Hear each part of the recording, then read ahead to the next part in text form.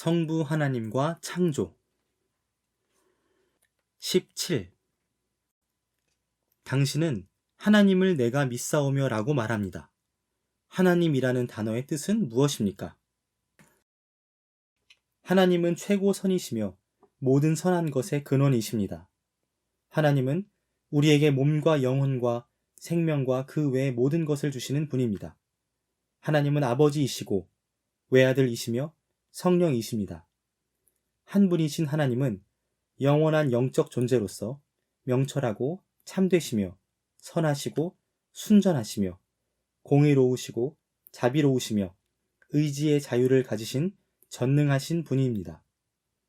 하나님은 자신의 말씀을 통해 우리에게 자신을 계시하시되 아무것도 없는 것에서부터 천지와 그 중에 있는 모든 것을 창조하시고 보존하시는 분, 그분의 말씀과 은혜로 교회 혹은 백성을 택하셔서 자신에게로 불러 모으사 그 백성으로 하여금 금생에서부터 그분 외에 생각해낼 수 있는 온갖 신들을 경배하기를 완전히 거부하고 피하게 하시는 분으로 계시하십니다. 또한 그렇게 한 분이신 하나님의 참 하나님 되심을 그분의 말씀에 따라 깨닫고 경배하며 영광을 돌리게 하심으로써 참되신 그분의 신성이 영원토록 완전한 찬양을 받으시도록 하시는 분으로 자신을 계시하십니다. 18. 우리 주 예수 그리스도의 아버지와 그분의 아들과 성령이 참 하나님이시며 그 외에는 다른 신이 없다는 것을 알고 믿는 것에서부터 우리가 받게 되는 유익들에는 무엇이 있습니까? 첫째 유익은 이것이니 곧 하나님을 바르게 아는 것이 우리의 최고선이라는 것과 우리의 몸과 영혼이 하나님의 성전이 되어 하나님께서 우리 안에서 영광을 받으시도록 하기 위하여 우리가 지으심을 받고 값으로 산 바가 되었다는 것이 오직 한 분이시며 참되신 성부, 성자, 성령 하나님을 알을 통해서 우리 안에 이루어진다는 사실을 우리가 아는 것입니다. 이와 같이 그리스도께서도 내가 보혜사를 너희에게 보내리라고 하시고 아버지와 내가 그에게 가서 거처를 그와 함께 하리라고 말씀하셨습니다. 고린도전서 6장 19절에서 20절도 참고하십시오. 또 다른 유익은 바로 우리가 기도할 때 유일하신 전능자 하나님으로서 도우실 능력이 있는 유일하신 분이시며 참되고 신실하신 아버지이시기에 기꺼이 도우시며 약속을 신실하게 지키시는 참 하나님을 부른다는 것을 알고 깊이 생각한다는 점입니다. 이방인들은 신이 아닌 거짓의 아비인 마귀가 고안해낸 것들을 신이라고 경배하고 있으나 그것들은 거짓말쟁이요 살인자인 마귀가 고안해낸 것일 뿐이고 신이 아니기에 도울 능력이 없으며 기꺼이 돕지도 않습니다. 셋째로 이와 같은 사실로부터 우리는 우리가 최고의 선으로부터 배교하여 하나님을 참되게 부르는 것을 잃어버린다면 몰라도 그렇지 않다면 내면적으로든 외면적으로든 낯선 신들을 섬길 수는 없다는 결론에 도달하게 됩니다. 우리의 믿음과 기도, 그리고 기도 중에 하는 고백은 참 하나님을 경배하지 않는 이슬람 교도와 그 외 이방인들의 고백과는 구별되어야 합니다. 이는 고린도후서 6장에서 하나님께서 명하신 것과 같습니다. 너희는 믿지 않는 자와 멍에를 함께 매지 말라. 의와 불법이 어찌 함께하며 빛과 어둠이 어찌 사귀며 그리스도와 벨리알이 어찌 조화되며 믿는 자와 믿지 않는 자가 어찌 상관하며 하나님의 성전과 우상이 어찌 일치가 되리요. 우리는 살아계신 하나님의 성전이라. 이와 같이 하나님께서 이르시되 내가 그들 가운데 거하며 두루 행하는 나는 그들의 하나님이 되고 그들은 나의 백성이 되리라. 그러므로 너희는 그들 중에서 나와서 따로 있고 부정한 것을 만지지 말라. 내가 너희를 영접하여 너희의 아버지가 되고 너희는 내게 아들과 딸이 되리라. 전능하신 주의 말씀이니라 하셨느니라.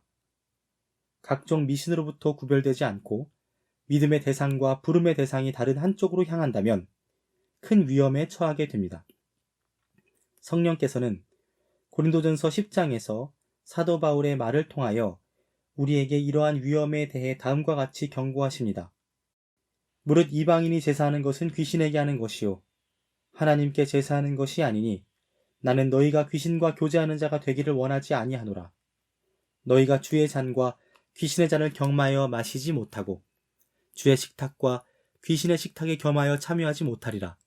그러면 우리가 주를 노여워하시게 하겠느냐? 우리가 주보다 강한 자냐?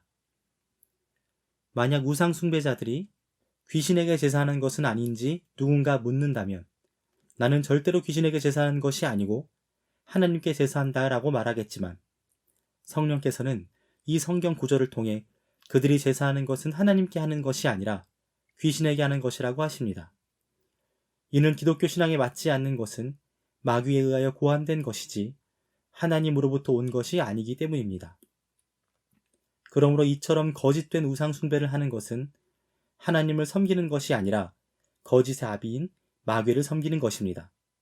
여기서 모든 그리스도인들은 잠시 멈추어 서서 이슬람과 교황주의에 속하여 하나님을 경배한다고 생각하지만 실제로는 하나님께서 사도 바울을 통하여 말씀하듯이 하나님이 아니라 마귀에게 경배하는 수많은 남성과 여성들이 얼마나 불쌍한지에 대해서 생각해야 합니다. 더욱이 그들은 우상 숭배를 실천함으로써 진리의 영이신 성령께서 고린도전서 10장에서 말씀하신 것처럼 마귀에게 엎드려 경배할 뿐만 아니라 귀신과 교제하며 그들의 모든 재앙에 참여하는 자가 되어버린 것입니다. 이슬람 교도들과 유대인들은 그래도 자신들이 하늘과 땅의 주제이신 하나님께 경배한다고 말하지 않겠습니까? 그렇지만 천지를 창조하신 하나님은 우리가 세례를 받은 바로 그 이름, 즉 성부와 성자와 성령밖에 없습니다. 그 외에 다른 하나님이 없는데도 이슬람 교도들과 유대인들이 성부와 성자와 성령을 믿지도 않고 경배하지도 않기 때문에 결과적으로 그들은 하나님을 믿지 않는 셈입니다. 교황주의자들이 빵 혹은 성광에 안치된 성체에 경배할 때 그들 역시 하나님을 경배한다고 주장하지만 확실한 것은 그들도 하나님을 경배하지 않는다는 것입니다. 왜냐하면 빵은 피조물이며 피조된 것을 하나님으로 만드는 것은 기독교 신앙의 조항들에 위배되기 때문입니다. 오히려 모든 피조물은 하나님에 의하여 창조된 것이며 빵도 하나님의 피조물입니다. 하나님은 친히 만물을 붙드시는 분으로서 인간의 손으로 섬김을 받으실 수 없으며 인간의 손으로 만든 성전에 거하시지도 않습니다. 사도행전 7장이 말씀하듯이 하늘은 그분의 보좌요 땅은 그분의 발등상이기 때문에 그들이 하나님을 경배하는 것이 아님을 알 수 있습니다.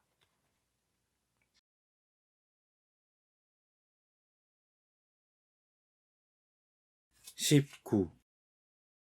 그렇다면 이와 같은 연유로 이슬람 교도들과 교황주의자들이 성인들이나 빵을 숭배할 때 하나같이 귀신에게 경배하는 것이라는 결론이 도출되는 것입니까? 고린도전서 10장은 그러면 우리가 주를 노여워하시게 하겠느냐? 우리가 주보다 강한 자냐? 라고 말씀하시기에 우리가 하나님보다 지혜로워지려 하거나 하나님을 거슬러서 수군거려서는 안 될 것입니다. 하나님께서는 고린도에 두 부류의 우상 숭배자들이 있었음을 고린도전서 10장을 통해 가르쳐 주십니다. 한 부류는 성부, 성자, 성령 하나님을 전혀 믿지 않으면서도 교회에서 제사를 드리며 하나님을 섬긴다고 생각했던 사람들이었습니다. 오늘날 이슬람 교도들이 그와 같은 사람들이며 그들에 대하여 하나님께서는 그들이 제사하는 것은 모두 하나님이 아닌 귀신에게 하는 것이라고 말씀합니다. 그 이유는 하나님으로부터 나온 참된 신앙, 하나님을 섬기도록 하는 참된 신앙은 오직 하나뿐이기 때문입니다. 바로 이 신앙이 우리가 보편적인 기독교 신앙의 조항으로 고백하는 것입니다. 이 신앙만이 하나님으로부터 왔다고 한다면, 그리고 하나님께서 이 신앙을 통해서만 섬김 받으시기를 원하신다면 모든 다른 신앙들은 모두 거짓의 아비, 즉 마귀로부터 오는 것이라는 결론이 나옵니다. 거짓을 가지고서는 하나님을 섬길 수 없고 다만 거짓의 아비만을 섬길 뿐입니다. 고린도에 있던 또 다른 부류의 우상 숭배자들은 스스로를 그리스도인이라고 불렀고 세례를 받았으며 성부와 성자와 성령 하나님을 믿는다고 고백은 했지만 참되고 단순한 신앙에 만족하지 못하여 기독교 신앙의 조항들에 근거하지 않고 오히려 그것들을 거스르는 우상 숭배에 참여했습니다. 성령께서는 이러한 사람들에게 우상 숭배를 하는 이상 세례를 받고 그리스도인이라고 불리는 것이 유익이 없을 것이라고 경고하십니다. 그들은 우상 숭배를 했기에 어떤 형태를 취하든 이방인들 못지않게 귀신과 교제하는 사람들입니다. 사도 바울은 나는 너희가 귀신과 교제하는 자가 되기를 원하지 아니하노라 고 말씀합니다. 그러므로 이 말은 모든 우상 숭배를 피할 수 있도록 특별히 그리스도인들에게 하는 말이며 이방인들만을 가리키는 것이라고 생각해서는 안 됩니다. 당시 고린도에는 세례를 받고 자신이 그리스도인이라고 주장하면서도 우상 숭배를 하는 이들이 있었기 때문입니다. 오늘날 교황주의자들, 그리고 귀신과 하나님, 우상과 복음을 겸하여 섬기는 상당수의 절반 종교개혁주의자들도 마찬가지입니다. 성령께서는 그것이 그저 불가능하다고 말씀하십니다. 우상을 섬기는 사람은 주 그리스도를 떠나 귀신과의 교제에 들어가게 됩니다. 실로 우상을 숭배하며 그 일을 고수하는 그리스도인들은 베드로후서 2장 21, 22절 말씀처럼 그리스도를 전혀 모르는 이방인보다도 더 심하게 잘못되어 있습니다. 20. 하나님을 바르게 아는 것과 고백하는 것에서 오는 유익들 뿐만 아니라 그것에서 떠날 경우에 닥칠 위험에 대해 알아보았으니 이제 우리는 하나님을 참되게 아는 것에 관한 가르침을 더 자세히 살펴봅시다. 하나님은 오직 한 분이신 존재이신데 왜 성부, 성자, 성령이라는 세 분을 이야기하는 것인지 말해 주십시오. 우리가 하나님을 알고 하나님이 말씀을 통하여 자신을 계시하시고 알리신 방식 그대로 그분에게 붙어있기 위해서 그렇게 하는 것입니다. 하나님께서는 이 세 분의 구분되는 위격들이 하나이며 참되고 영원한 하나님이시란 것 외에는 다른 방식으로 자신을 알리지 않으셨습니다. 21. 한 분으로 존재하시는 하나님이 한 분이신 그분의 존재 속에 세 분으로 구분되는 위격이 있다고 스스로를 계시하셨다는 사실을 성경에서 보여주십시오. 신명기 6장은 이스라엘아 들으라 우리 하나님 여호와는 오직 유일한 여호와이시라고 말씀합니다. 창조시에 아버지와 말씀이 있었고 창세기 1장에 나오듯이 성령도 계셨습니다. 마가복음 1장에서도 성부 하나님은 하늘로부터 오신 그분의 아들에 대하여 증거하시며 성령 하나님께서는 성자 하나님 위에 비둘기 같은 모양으로 강림하십니다. 또한 마태복음 28장은 가서 모든 민족을 제자로 삼아 아버지와 아들과 성령의 이름으로 세례를 베풀라고 말씀합니다. 고린도전서 1장 13절이 말씀하듯이 피조물을 섬기기 위해 피조물의 이름으로 세례를 받는다는 것은 우리에게 있을 수 없는 일입니다. 따라서 우리는 세 분의 위격이 한 분, 참 하나님이라는 사실을 세례를 통해 확실하게 알아야 합니다. 22. 성자 하나님의 신성을 증거하는 성경 구절들을 알려주십시오. 첫째, 요한복음 1장, 로마서 9장, 히브리서 1장이 증거하듯이 성자는 영원부터 성부 하나님의 신적 본질에서 나신 하나님의 아들이시기에 본질적으로 참 하나님이십니다. 요한복음 17장도 다음과 같이 증거합니다. 아버지여, 창세전에 내가 아버지와 함께 가졌던 영화로서 지금도 아버지와 함께 나를 영화롭게 하옵소서. 로마서 1장과 예레미야 33장도 참고하십시오. 둘째, 그리스도의 신성은 창조를 통해 손쉽게 증명됩니다.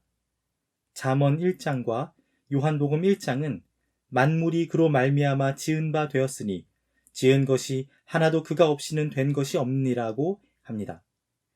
골로새서 1장도 참고하십시오. 셋째, 그리스도의 신성은 그가 육체로 오시기 이전에도 믿음의 조상들과 말씀했다는 사실로부터 증명될 수 있습니다. 참 하나님 여호와, 그리고 모든 피조물에 대한 그분의 사역에 대해 구약 성경이 말씀한 모든 것들을 보면 성부 하나님과 성령 하나님에 관하여 말씀하는 것 못지않게 그리스도에 대하여 말씀한다는 사실이 그리스도의 신성을 증명합니다. 영원하신 하나님 여호와께서 백성을 이집트에서 인도하여 내시고 그 백성이 참 하나님을 시험했을 때 성령께서는 바울을 통하여 고린도전서 10장에서 말씀하시기를 그들이 시험한 분은 바로 그리스도였다고 말씀합니다. 그들 가운데 어떤 사람들이 그리스도를 시험하다가 뱀에게 멸망하였나니 우리는 그들과 같이 시험하지 말자. 그리고 요한복음 8장은 진실로 진실로 내가 너희에게 이르노니 아브라함이 있기 전에 내가 있느니라 고 말씀합니다. 넷째, 성자를 믿어야만 한다는 사실로부터 그분이 한 분 참 하나님이시라는 결론이 도출됩니다. 요한복음 8장은 너희가 만일 내가 그인 줄 믿지 아니하면 너희 죄 가운데서 죽으리라 고 했고, 요한복음 14장은 하나님을 믿으니 또 나를 믿으라 고 말씀했습니다. 다섯째, 성경에서 성자를 참 하나님으로 보고 사람 마음의 부르짖음이 그분께로 향하며 그분을 궁구한다는 사실을 통해 성자의 신성이 증명될 수 있습니다. 사도행전 7장은 말씀합니다. 그들이 돌로 스데반을 치니 스데반이 부르짖어 이르되 주 예수여 내 영혼을 받으시옵소서. 마찬가지로 도마도 역시 나의 주시면 나의 하나님이라고 고백합니다. 고린도전서 1장도 주 예수 그리스도의 이름을 부르는 모든 자들이라고 합니다. 마음을 아시는 유일하신 분이신 하나님만을 경배해야 한다는 점은 언제나 확실합니다. 그러므로 성자는 참 하나님이십니다. 23. 성자를 참 하나님으로 믿지 않는다면 어떤 위험이 존재합니까? 그러한 위험에 대해서는 그리스도가 친히 요한복음 3장에서 가르쳐주고 계십니다. 그를 믿는 자는 심판을 받지 않는 것이요 믿지 아니하는 자는 하나님의 독생자의 이름을 믿지 아니하므로 벌써 심판을 받은 것이니라. 요한일서 2장 말씀도 참고하십시오. 아들을 부인하는 자에게는 또한 아버지가 없으되 전술한 바에 대하여 성령께서도 베드로후서 2장에서 경고하십니다. 그러나 백성 가운데 또한 거짓 선지자들이 일어났었나니 이와 같이 너희 중에서도 거짓 선생들이 있으리라. 그들은 멸망하게 할 이단을 가만히 끌어들여 자기들을 사신 주를 부인하고 임박한 멸망을 스스로 취하는 자들이라. 우리들을 사신 주님은 참 하나님이요 참 사람이십니다. 사도행전 20장은 하나님이 자기 피로 사신 교회라고 말씀하므로 인성을 가지신 하나님이 십자가에서 피를 흘리셨다는 것을 믿지 않는 사람은 그를 사신 주님을 부인하는 사람입니다. 24. 성령 하나님의 신성을 증거하는 성경 구절들을 알려주십시오. 성령께서 참되고 영원하신 하나님이시라는 사실은 무엇보다도 창조로부터 분명하게 증명됩니다. 창세기 1장은 하나님의 영은 수면에 운행하시니라 고 말씀합니다. 둘째, 베드로전서 1장과 베드로후서 2장이 말씀하듯이 모든 선지자들이 성령으로 말미암아 말했다는 사실에서 그 사실이 증명됩니다. 고린도전서 2장은 오직 하나님이 성령으로 이것을 우리에게 보이셨으니 성령은 모든 것, 곧 하나님의 깊은 것까지도 통달하시느니라. 사람의 일을 사람의 속에 있는 영 외에 누가 알리요? 이와 같이 하나님의 일도 하나님의 영 외에는 아무도 알지 못하느니라 고 말씀합니다. 요한일서 4장도 참고하십시오. 그의 성령을 우리에게 주심으로 우리가 그 안에 거하고 그가 우리 안에 거하시는 줄을 아느니라. 그러므로 성경은 하나님께서 선지자들을 통하여 말씀하셨다는 것과 성령께서 선지자들을 통하여 말씀하셨다는 것이 같은 것이라고 말씀합니다. 히브리서 1장과 사도행전 7장이 그러하고 히브리서 10장이 이 점을 더욱 확실하게 드러냅니다. 또한 성령이 우리에게 증언하시되 주께서 이르시되 그날 후로는 그들과 맺을 언약이 이것이라 하시고 내 법을 그들의 마음에 두고 그들의 생각에 기록하리라 하신 후에 또 그들의 죄와 그들의 불법을 내가 다시 기억하지 아니하리라 하셨으니 여기서는 성령께서 말씀하셨다고 되어 있고 예레미야 31장은 영원하신 하나님 여호와께서 말씀하시니라 고 되어 있습니다. 그러므로 성령께서는 참되고 영원하신 하나님이시라는 결론이 도출됩니다. 사도 베드로 역시도 사도행전 5장에서 아나니아에게 내가 성령을 속이고라는 표현과 사람에게 거짓말한 것이 아니요 하나님께로다 라는 표현을 함께 사용합니다. 고린도전서 6장에서 사도는 우리의 몸이 하나님의 성전임을 증명함으로써 성령께서 우리 안에 거하신다는 것을 증명합니다. 이와 같은 구절 외에도 많은 다른 구절들을 통해 볼 때 성령 하나님께서 참 하나님이시라는 것은 분명한 사실입니다. 25. 성령을 믿지 않는다면 어떤 위험이 존재합니까? 성령을 믿지 않는 사람은 성부와 성자도 믿지 않습니다. 간단하게 말해서 그런 사람은 하나님을 믿지 않습니다. 왜냐하면 성부와 성자가 우리에게 자신을 계시하실 때 성부와 성자로부터 발출되었으며 그분들처럼 영원한 하나님이신 성령으로 말미암아 계시하시며 우리 안에서 일하시기 때문입니다. 로마서 8장은 그리스도의 영이 없으면 그리스도의 사람이 아니라고 말씀합니다. 하지만 그리스도께서 요한복음 14장에서 말씀하시듯이 성령을 모르는 사람은 성령을 받을 수 없습니다. 세상은 능히 그를 받지 못하나니 이는 그를 보지도 못하고 알지도 못함이라. 그러므로 성령을 모르는 사람은 그리스도께 속해 있는 사람이 될 수 없습니다. 그러나 너희는 그를 아나니 그는 너희와 함께 거하시며 또 너희 속에 계시겠음이라 고 그리스도께서 말씀하십니다. 26. 전능하사 천지를 만드신 하나님 아버지를 내가 믿사오며 라고 할 때에는 무엇을 믿는다고 고백하는 것입니까? 우리 주 예수 그리스도의 영원하신 아버지, 즉 영원하신 성자 및 성령과 함께 하늘과 땅, 그리고 그 안에 있는 모든 것들을 창조하시고 붙드시며 다스리시는 분이 나의 하나님이시요 아버지이시며 하나님께서 창세전부터 그분의 아들을 통하여 나를 사랑하셨고 그 아들로 인하여 나는 그분을 신뢰하며 그분께 소망을 둔다는 사실을 믿는다고 고백하는 것입니다. 그리고 나는 그분이 내 육체와 영혼에 필요한 모든 것을 공급해 주실 것임을 의심하지 않으며 그분의 손이 보내시는 그 어떤 역경도 나에게 선한 것이 되도록 바꿔주실 것임을 믿는다고 고백하는 것입니다.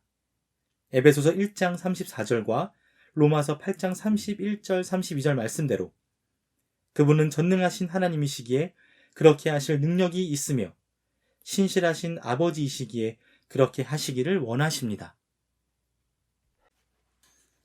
27. 왜 그분을 아버지라고 부릅니까? 두 가지 이유 때문입니다. 첫째, 잠언 8장 말씀처럼 아버지로부터 영원전에 나신 영원하며 본질적인 지혜이신 하나님 아들이시며 로마서 1장과 누가복음 1장 말씀처럼 인성을 취하신 후에는 하나님 아들로 계시되신 성자 그리스도를 염두에 두기 때문입니다. 둘째, 하나님께서 우리의 아버지도 되기 원하신다고 약속하셨을 뿐만 아니라 실제로 그분의 아들을 우리의 형제로 허락하셔서 믿음으로 말미암아 하나님 아들의 몸의 지체가 되게 하시며 우리를 하나님의 자녀로 받아주셨기 때문입니다. 그리스도께서는 요한복음 20장에서 너는 내 형제들에게 가서 이르되 내가 내 아버지 곧 너희 아버지 내 하나님 곧 너희 하나님께로 올라간다 하라 고 말씀하십니다. 또한 우리는 아버지라는 명칭을 통해 그리스도 안에서 하나님과 우리의 유대가 형성되었다는 점과 그분의 자녀인 우리에게 향하신 그분의 사랑이 흔들림이 없다는 점을 배웁니다. 예수님께서는 요한복음 17장에서 거룩하신 아버지여 내게 주신 아버지의 이름으로 그들을 보전하사 우리와 같이 그들도 하나가 되게 하옵소서 라고 하시고 아버지께서 나를 보내신 것과 또 나를 사랑하신 같이 그들도 사랑하신 것을 세상으로 알게 하려 함이로소이다 라고 말씀하십니다. 28. 하나님께서 전능하시다는 사실을 어떻게 이해해야 합니까? 하나님께서 전능하시다는 것을 공허한 권능으로 이해하지 않고 능력과 효력이 있는 적극적인 권능이라고 이해해야 합니다. 또한 동시에 하나님께서 전능하신 능력으로 모든 피조물을 창조하신 것처럼 만물을 그분의 능력과 그분의 손으로 붙드시며 그분의 통제가 없이는 아무 일도 일어날 수 없도록 하는 그분의 섭리로 모든 것을 통제하신다고 이해해야 합니다. 그럼으로써 우리는 이처럼 권능이 있으시며 섭리하시는 아버지, 곧 그분의 손과 아무도 거스를 수 없는 권능으로 모든 것을 다스리시는 그 아버지께 참된 신앙으로 완전히 복종하려고 하는 것입니다. 우리가 전능하신 하나님과 언약을 맺고 영원히 그분과 화목하게 되었으니 그 어떤 피조물의 능력으로도 우리를 해칠 수 없다는 것이 확실해집니다. 요한복음 10장에서 예수께서는 아무도 나의 어린 양들을 내 손에서 빼앗을 수 없다고 말씀하시며 그들을 주신 내 아버지는 만유보다 크심에 아무도 아버지 손에서 빼앗을 수 없느니라. 나와 아버지는 하나이니라고 하셨습니다. 로마서 8장 38, 39절도 그와 같이 말씀합니다. 29. 왜 우리는 천지를 만드신 이라고 말합니까? 우리와 언약을 맺으신 분이 알지 못하는 신이 아니요. 사도행전 17장 그리고 너희는 여호와의 선하심을 맛보아 알지어다. 그를 신뢰하는 자는 복이 있다. 고 말씀하는 시편 34편처럼 날마다 우리로 하여금 그분을 만지고 맛볼 수 있도록 허락하시는 하나님이시라는 것을 하나님의 창조를 상고함을 통하여 알게 됨으로써 우리의 믿음이 강해지기 때문입니다. 우리가 사용하고 소비하는 모든 피조된 것들은 이 사랑스런 하나님의 전능하심과 지혜로우심과 선하심과 자비하심을 날마다 증거합니다. 이러한 미덕들은 피조물들을 통해 분명한 표시로 나타나게 되어 있습니다. 로마서 8장과 요한일서 3장 말씀처럼 우리가 이 비참함을 떠나 하나님께서 계신 그대로 천상의 고향에서 그분을 배우며 그분의 기이한 빛에 들어가 하나님 자녀들의 영광이 완벽하게 계시될 때까지는 피조물이라는 사랑스러운 거울을 통해 그러한 미덕들이 우리에게 계속해서 나타나게 될 것입니다. 30. 하나님께서 천지를 창조만 하시고 그 후에는 피조물로부터 멀리 떨어져 계시는 것이 아니라는 말씀이지요. 물론입니다. 하나님께서는 만물을 창조하셨을 뿐만 아니라 끊임없는 능력으로 그것을 붙드시며 그분의 기이한 섭리로 그것을 다스리신다고 믿습니다.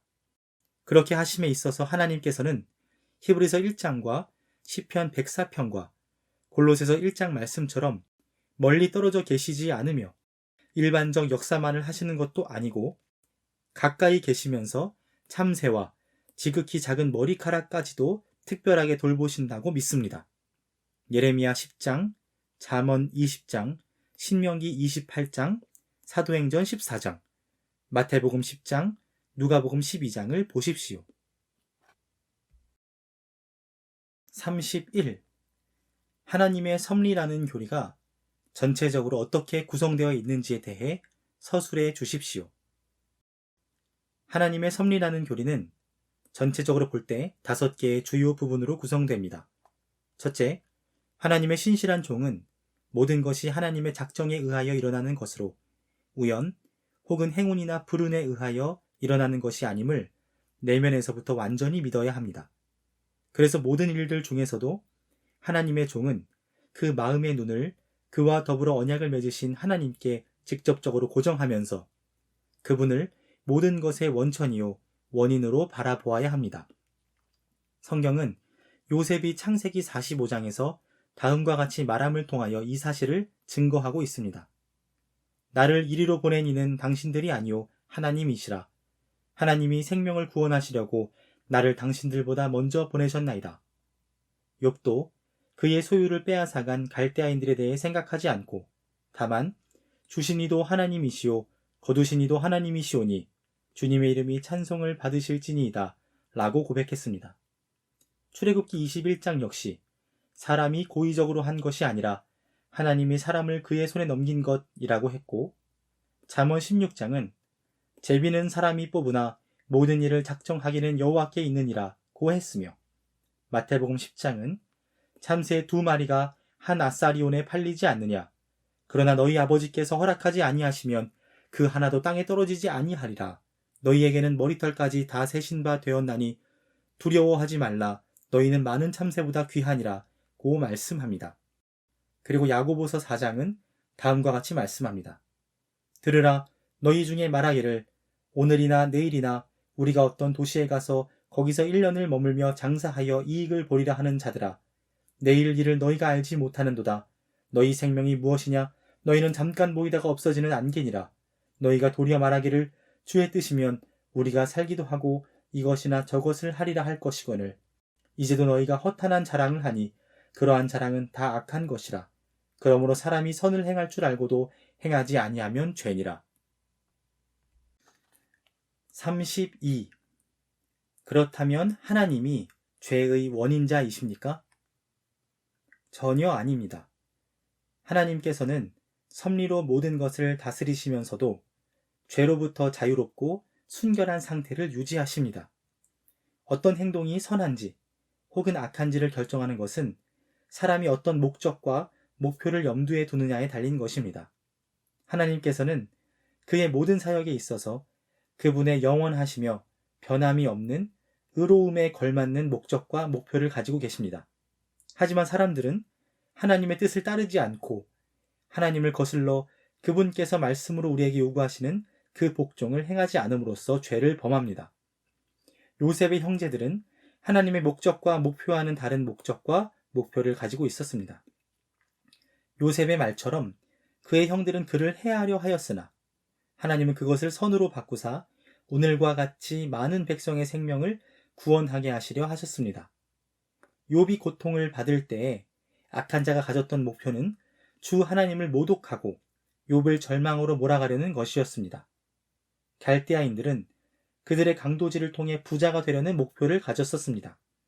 하지만 하나님은 이 모든 사건들 속에서도 그분의 종 욥의 믿음과 인내를 보존해 주시는 방식으로 역사하시면서 그분의 영광을 드러내시고 결국에는 욥을 구하여 주심으로써 사탄이 수욕을 당하고 그의 코가 납작해지도록 하셨습니다. 다윗 역시 사무엘하 16장에서 하나님께서 그분의 의로우심에 따라 행동하시면서 심의를 사용하신다는 것을 깨달았을 때 여호와께서 그에게 명령하신 것이니 그가 저주하게 버려두라고 하였습니다. 하지만 동일한 행동을 두고 열왕기상 2장 8절에서 다윗은 시므이의 죄가 중하다고 판단했고 사무엘하 19장 19절에서는 시므이조차 그것을 인정했습니다. 이렇게 된 이유는 하나님께서 다윗으로 하여금 하나님을 공의롭고 자비로우신 분으로 공경할 수 있도록 하기 위해 악한 도구를 어떻게 사용해야 다윗을 겸비하게 만들 수 있는지를 매우 잘 아셨기 때문입니다. 하지만 시므이는 하나님의 뜻과 법에 상충되는 전혀 엉뚱한 목표를 가지고 그러한 행동을 한 것이었습니다. 또한 열왕기상 2장 36절에서 44절에서 악한 도구라고 할 수 있는 시므이의 단점과 죄가 적발되었을 때 그는 마침내 하나님의 심판과 기이한 섭리에 따라 형벌을 받게 됩니다. 이러한 사건에서 쉽게 알아차릴 수 있는 것은 모든 것이 하나님의 섭리에 따라 일어나지만 그 와중에서도 하나님께서는 마귀와 비뚤어진 인간 본성에 속한 모든 죄와는 상관없이 순결함을 유지하신다는 것입니다. 33. 하나님이 죄로부터 순결을 유지하는 방식으로 역사하신다는 것을 명백하게 증거하는 신약성경 구절들을 알려주십시오. 그리스도의 순환이야말로 그 탁월한 예라고 할 수 있습니다. 그리스도가 죽임을 당한 것은 바리새인들과 가룟 유다와 본디오 빌라도 그리고 심지어는 하나님 자신까지 포함한 모두의 협력으로 이루어진 것입니다. 하나님께서는 이 일들을 허용하시고 감찰하셨을 뿐만 아니라 실제로 그 일이 이루어지도록 하시며 자기 아들을 벌하심으로써 이사야 선지자를 통해 하신 여호와께서는 우리 모두의 죄악을 그에게 담당시키셨다. 여호와께서 그에게 상함을 받게 하시기를 원하사 질고를 당하게 하셨은즉 이라는 말씀을 이루셨습니다. 사도행전 4장의 경우에도 과연 헤롯과 본디오 빌라도는 이방인과 이스라엘 백성과 합세하여 하나님께서 기름 부으신 거룩한 종 예수를 거슬러 하나님의 권능과 뜻대로 이루려고 예정하신 그것을 행하려고 이 성에 모였나이다 라고 말씀합니다. 여기서 각 참여자들은 각자의 목표가 있었습니다. 하나님은 자기 아들이 고난받도록 하심으로써 우리 죄에 대한 형벌을 그에게 담당시키셔서 인류로 하여금 영원한 형벌을 받고 멸망하지 않도록 하는 것을 목표로 하셨습니다. 가룟 유다는 예수님을 배반함으로써 은 30냥을 얻고 그의 탐욕을 채우는 것을 목적으로 했습니다. 바리새인들과 대제사장 가야바는 마태복음 23장에서 그리스도께서 그들의 위선을 묘사함으로 말미암아 약화되었던 그들의 오랜 영광과 우월성이 백성 앞에서 끌어올려지도록 하려는 목적을 가지고 있었습니다. 왜냐하면 그들은 사람의 영광을 하나님의 영광보다 더 사랑하였기 때문입니다. 그들은 또한 로마인들이 와서 유대 백성들을 사로잡아 갈까 염려하였기에 한 사람이 그 백성을 위해 죽는 것이 낫다고 생각했습니다. 비록 상당히 엉뚱한 생각을 가지고는 있었으나 이와 같은 조언을 함으로써 그 해의 대제사장 가야바는 하나님께서 그와 그의 지지자들을 통하여 하나님께서 성취하시기로 의도하신 바로 그 목적과 목표를 예언했습니다. 마지막으로 빌라도는 바리새인들이 그를 협박했던 바로 그 문제, 즉 로마 황제의 총애를 상실하지 않는 것을 그의 목표로 했습니다.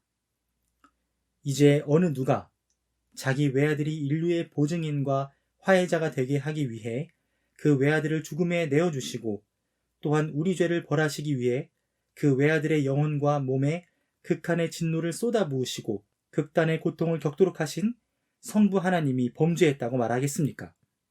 그 누구가 그리스도가 죽임당할 일을 한 적이 없음을 알고도 그리스도를 죽였던 가룟 유다와 가야바와 바리새인들과 빌라도가 범죄하지 않았다고 말하겠습니까?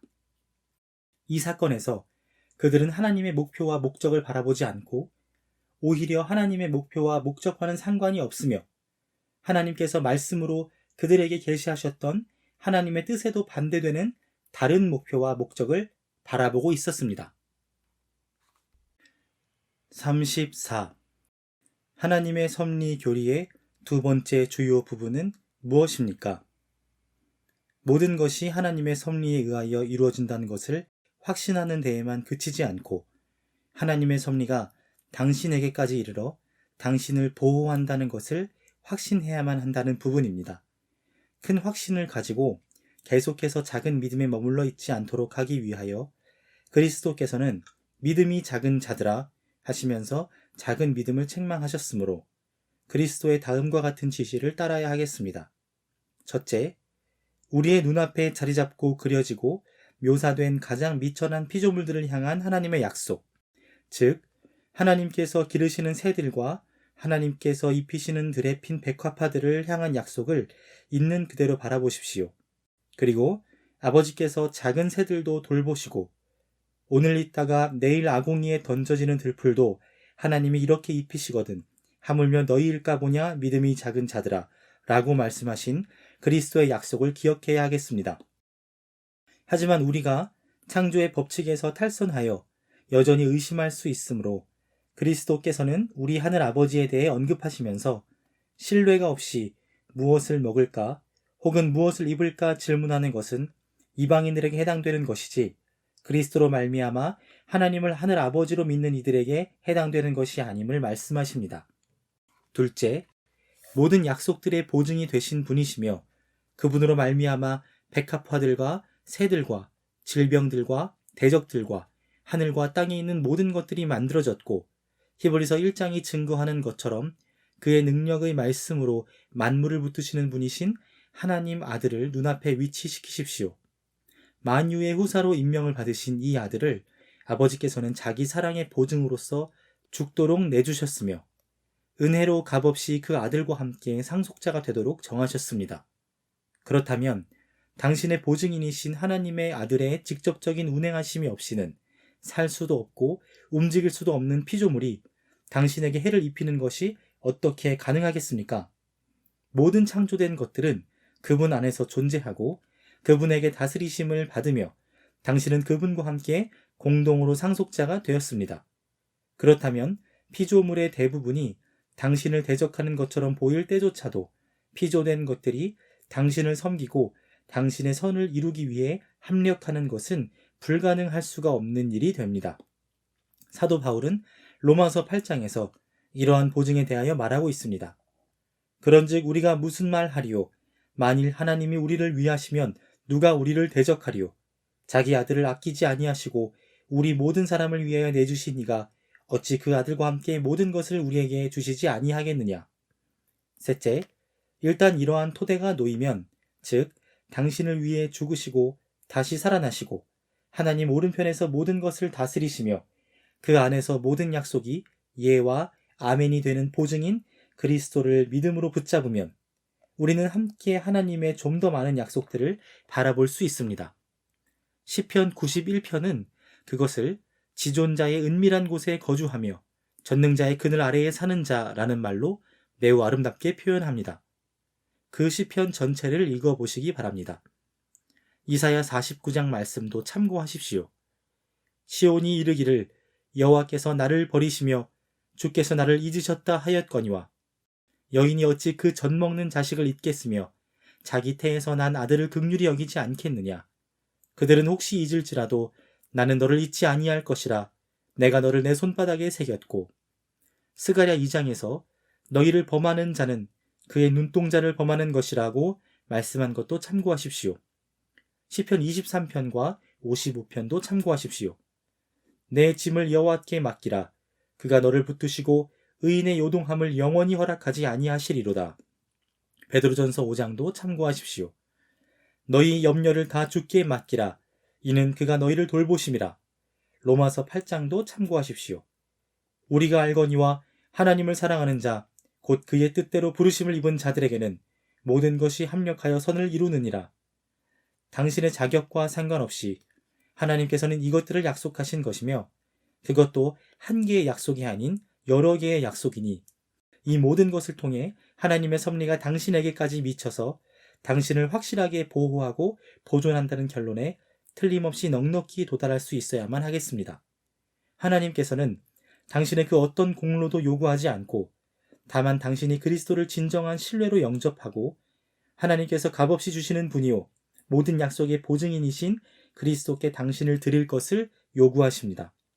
넷째, 다윗이 유월절 기간에 주께서 행하신 기적을 일일이 알려 말하고자 하나 너무 많아 그 수를 셀 수도 없나이다 라고 말했던 것처럼 체험 그 자체를 살펴보십시오. 당신은 또한 다음과 같이 생각을 해야 합니다. 내가 이제 매우 늙었는데 하나님께서 나를 하루라도 버리신 적이 있었던가? 빵이든 사과든 혹은 마실 물이든 하나님께서 오늘은 나에게 자비를 나타내지 않으셨다고 진실하게 말하는 것이 한 번이라도 가능하겠는가? 지옥에 있으면서 작은 한 방울 물을 대단한 자비로 여겼던 부자보다 더 감사할 줄 모르는 인간이 되기를 바라지 않는 이상 우리는 분명 하나님께서 우리를 하루라도 버리신 적이 없다는 것을 고백해야만 합니다. 하나님께서 우리를 많은 세월 동안 이렇게 후대해 주셨는데 우리가 어떻게 그분을 참수함으로써 그분을 힘입어 존재하는 우리의 여생 동안 그분을 신뢰하지 못하도록 할 수 있겠습니까? 진실로 하나님께서 우리 어머니의 모태에서부터 오늘까지 우리에게 보여주신 모든 기이한 일들은 우리가 그분을 신뢰하는 이상 그분께서 이제부터 영원토록 우리 하나님이요 우리의 아버지가 되실 것임을 증명하는 수많은 증거들이라고 하겠습니다. 마지막으로 당신의 구주이자 머리이신 예수 그리스도께서 떠나시면서 작별 인사로 하신 볼지어다 내가 세상 끝날까지 너희와 항상 함께 있으리라고 하신 말씀을 마음에 붙잡고 힘들게 일할 때에든지 시험을 받을 때에든지 혹은 고락간에든지 그 말씀이 지금도 여전히 그리고 평생 유효하다는 사실을 기억하십시오. 35. 이제는 하나님의 섭리 교리의 세 번째 주요 부분에 대해서 말해 주십시오. 주위를 돌아보면 사람들과 관련된 부분도 있고 그 외의 피조물들과 관련된 부분도 있는데 우리의 삶 자체가 사람들과 피조물들이라는 두 방면 모두와 관계된 것이기에 우리는 하나님의 섭리가 사람들뿐만 아니라 그 외 모든 피조물들도 다스리고 있음을 의심하지 말아야 합니다. 이는 무엇보다도 존엄하신 하나님께서 선하든지 악하든지 모든 사람의 계획과 뜻과 능력과 힘을 그의 손에 쥐고 계셔서 그것들을 당신에게 호의적인 생각의 틀 안에 집어넣으실 수도 있고 혹은 그것들의 해악을 제어하고 극복하도록 하실 수도 있기 때문입니다. 전자의 예는 창세기 33장에서 에서가 그의 형제 야곱을 맞으러 나와서 그를 맞아 목을 안고 입을 맞추었던 것에서 찾을 수 있습니다. 물론 이전에 에서는 그의 형제 야곱의 대적이었지만 에서의 마음을 돌이켜 부드럽게 해달라고 야곱이 하나님께 기도했을 때 하나님은 그의 간구를 들으셨고 에서의 협조 없이도 에서 내면의 심사와 야곱을 대적하던 계획을 변화시키셔서 야곱에게 친근히 하도록 감동을 주셨습니다. 이렇듯 우리 대적의 모든 심사와 계획도 그분의 손에 있기에 우리 역시 하나님께 기도해야만 합니다. 출애굽기 3장에서도 주님은 내가 애굽 사람으로 이 백성에게 은혜를 입히게 할지라 너희가 나갈 때에 빈손으로 가지 아니하리니 말씀하십니다. 후자의 예는 창세기 35장에서 찾아볼 수 있습니다. 그들이 떠났으나 하나님이 그 사면 고울들로 크게 두려워하게 하셨으므로 야곱의 아들들을 추격하는 자가 없었더라. 그 외 피조물들에 관해 말하자면 그것들에 대한 하나님의 섭리가 있어 그것들을 다스리시되 주 하나님께서 친히 그 피조물들이 신자들에게 할 수 있는 모든 것을 주관하시고 로마서 8장 말씀대로 그분의 소유된 백성들에게 유익이 되도록 하시는 방식으로 그것들을 다스리신다고 하겠습니다. 36. 하나님의 섭리의 네 번째 주요 부분에 대해서 말해 주십시오. 네 번째는 우리가 보지 못하는 피조물, 즉 천사와 마귀를 다스리시는 하나님의 섭리입니다. 일단 신자들은 시편 34편과 91편, 창세기 24장에서 주님이 약속하신 대로 주 하나님께서 보다 우월한 영들인 천사들을 사용하셔서 신자들 혹은 그분의 언약에 참여하는 사람들을 시중들고 보호하도록 하신다는 사실을 기억해야 합니다. 그리고 하나님이 택한 백성의 구원을 취소시키기를 원하는 귀신들을 비록 그분의 능력과 지혜에 따라 천사들을 다스리듯이 다스리지는 않지만 그래도 악령들을 사용하셔서 그들로 하나님이 기뻐하시는 방향으로 움직일 수밖에 없도록 하십니다.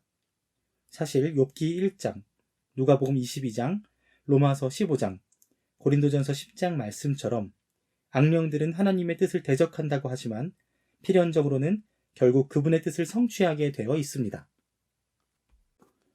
37. 하나님의 섭리의 다섯 번째 주요 부분에 대해서 말해 주십시오. 하나님을 신뢰하지 않고 수단에 의지하거나 피조물을 합당하지 않게 신뢰하는 것은 피해야 합니다만 그런 경우만 아니라면 우리는 믿음으로 복종하는 마음으로 하나님께서 공급하시는 수단들을 사용해야 합니다. 이것은 우리가 하나님의 섭리의 도구로 쓰임 받는 것들을 거부하고 하나님께 그분의 방식과는 다른 우리가 바라는 방식대로 우리를 도와달라고 정해놓음으로써 그분의 계명과는 정반대로 하나님을 시험하는 일이 없도록 하기 위함입니다. 하나님께서는 우리에게 하나님 말씀에 부합하는 수단들을 제공하심으로써 그분의 뜻을 명확하게 하십니다. 38. 하나님의 섭리 교리의 열매와 유익에 대하여 요약해서 말해 주십시오.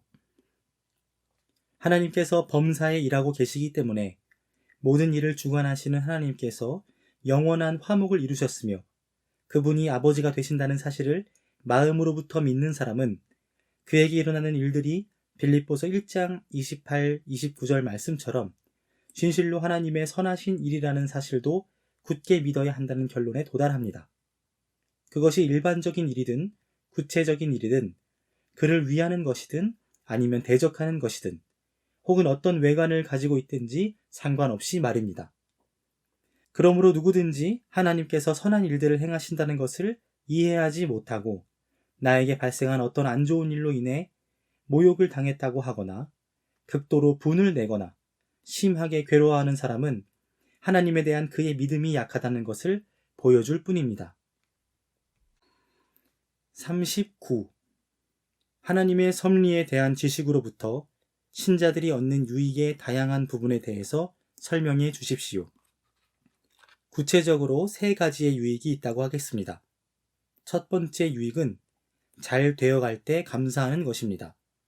사람들을 통하여 하나님의 선하심을 경험하든 혹은 그 외 피조물을 통해 하나님의 도우심을 경험하든 범사가 잘 되고 우리가 좋아하는 방향으로 일이 흘러갈 때 우리는 그것을 하나님 덕분으로 여기고 그로 인해 하나님께 감사해야 합니다. 예레미야 5장, 사도행전 3장, 사도행전 14장이 말씀하듯이 사람들의 마음이 당신을 향해 기울도록 하시고 피조물들에게 힘을 계속 주셔서 그 피조물들이 나를 향한 하나님의 선하심과 자비하심의 도구로 기능할 수 있도록 하시는 분은 하나님이라는 사실을 신자들은 기억해야 합니다. 이것은 우리가 하나님의 인자하심이 없이는 물 한 방울조차 마실 수 없다고 할 정도로 참됩니다. 40. 두 번째 유익은 무엇입니까? 일반적인 삶의 모든 역경 중에서 인내를 가지도록 하고 그 중에서도 특별히 복음의 진리를 위해 받는 박해 가운데 인내를 가지도록 해줍니다. 41. 두 번째 유익과 관련하여 일반적인 삶 속에서 이 교리를 통해 어떻게 인내를 얻게 됩니까? 다음과 같은 방식으로 얻게 됩니다. 우리가 인내하지 못하는 이유는 실제로 이 모든 일을 행하시는 아버지이신 하나님께 집중하기보다는 우리를 억누르는 피조된 것들에 집중하기 때문입니다. 영적인 시련이란 바로 우리 믿음과 인내를 점검하는 수단이며 하나님께서 현재 운행하시는 도구로서 하나님의 약속에 따라 어려움이 크든 작든 모든 일이 합력하여 선을 이루기 위한 것입니다.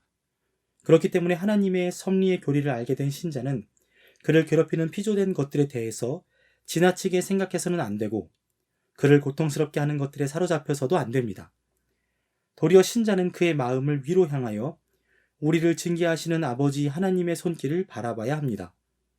하나님 아버지의 손길을 바라보면 우리의 아이 같은 중심의 인내와 온유함이 강하게 각인되게 마련인데 창세기 45장의 요셉이 그러했고 욥기 1장의 욥이 그러했으며 사무엘하 16장의 다윗도 그러했습니다. 42. 두 번째 유익과 관련하여 복음을 위해 받는 박해 속에서 어떻게 이 교리로부터 인내를 얻게 됩니까? 복음의 대적자들은 박해의 순간에도 그리스도인들을 다스리시며 그들의 중심과 마음에 운행하셔서 그들을 보호하시는 하나님의 감독이 없으면 그들의 마음과 중심에 단 하나의 생각도 할 수 없고 손가락 하나라도 들어 그 생각을 실행할 수 없습니다. 더욱이 그들의 박해는 하나님께서 영원전부터 그들을 위해 세우신 한계를 넘어갈 수 없습니다. 하나님은 그와 같은 박해가 어느 정도까지 갈 것인지 이미 실제적으로 결정하시고 결심하셨습니다. 사도들이 박해 중에서 성령으로 말한 것을 보십시오. 과연 헤롯과 본디오 빌라도는 이방인과 이스라엘 백성과 합세하여 하나님께서 기름 부으신 거룩한 종 예수를 거슬러 하나님의 권능과 뜻대로 이루려고 예정하신 그것을 행하려고 이 성에 모였나이다. 요한복음 7장 30절과 8장 20절도 참고하십시오. 헤롯과 빌라도와 이방인들과 유대인들이 우리의 머리이신 그리스도를 고문할 때 그들은 하나님의 목적과 손길이 영원전부터 미리 정하신 것 이상을 할 수 없었습니다. 마찬가지로 빌라도와 헤롯과 바리새인들 그리고 불쌍하고 미혹을 받은 오늘날의 백성들 역시 하나님의 목적과 손길이 미리 정하신 것보다 더 심한 박해를 그리스도의 지체들에게 가할 수 없고 그렇게 할 생각조차 할 수 없습니다. 하나님께서 말씀으로 약속하셨던 것처럼 하나님께서 결정하신 것 중에 우리에게 유익하지 않은 것은 하나도 없습니다. 설령 우리가 그분의 이름 때문에 죽어야만 할 때가 오더라도 바울은 빌립보서 1장 29절과 12, 20, 22, 28절에서 그리스도를 위하여 너희에게 은혜를 주신 것은 다만 그를 믿을 뿐만 아니라 또한 그를 위하여 고난도 받게 하려 하심이라 하고 말씀합니다. 그리하여 그리스도께서 고난을 받으신 후에 영광에 들어가신 일이 하나님의 영원한 목적에 기반했던 것처럼 그리스도의 지체들이 그 머리와 일치되기 위해서 먼저는 고난에 참여하고 그 다음에 영광에 참여하는 일 역시 하나님의 영원한 목적에 기반한다는 결론에 도달합니다. 43. 세 번째 유익은 무엇입니까? 그것은 바로 선하고 고요하고 안정된 심령과 온유한 영으로 지금까지와 앞으로 하나님의 손길로부터 올 모든 것을 선을 이루기 위해 기대하는 것입니다.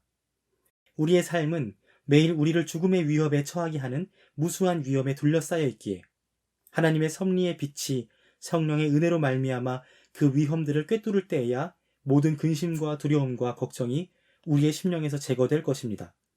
이 빛으로 말미암아 신자는 자신이 하나님의 보호하심 아래 있고 그분과 연합하여 있다는 것, 천사들이 명을 받아 신자를 돌보고 있다는 것, 피조물이 가할 수 있는 모든 상해와 위험으로부터 신자가 자유하다는 사실, 그리고 그 어떤 피조물의 적개심도 만유를 다스리시는 하나님께서 허락하기로 뜻하지 않는 한 생겨날 수 없으며 다만 신자의 선을 이루기 위해 합력할 뿐이라는 사실을 로마서 8장, 시편 91편, 시편 119편에서 말씀하는 것처럼 알고 확신하게 됩니다. 이것이야말로 신자가 창조주 하나님과 결부된 언약이요, 동시에 창조주의 뜻이 없이는 살 수도 없고 움직일 수도 없는 피조물과의 언약인데, 이 피조물과의 언약에 대해서는 호세아 선지자가 호세아 2장에서 잘 기록하고 있습니다. 비록 이 교리에 많은 열매들과 유익들이 있지만 우리는 그 중에서도 가장 중요한 것들만 설명했습니다. 진실로 하나님의 섭리에 대해 무지한 것이야말로 측량할 수 없는 비참함으로 인도하는 지름길이라고 말할 수 있습니다. 섭리 교리에 대한 지식을 갖는 것이 참 행복의 시작입니다.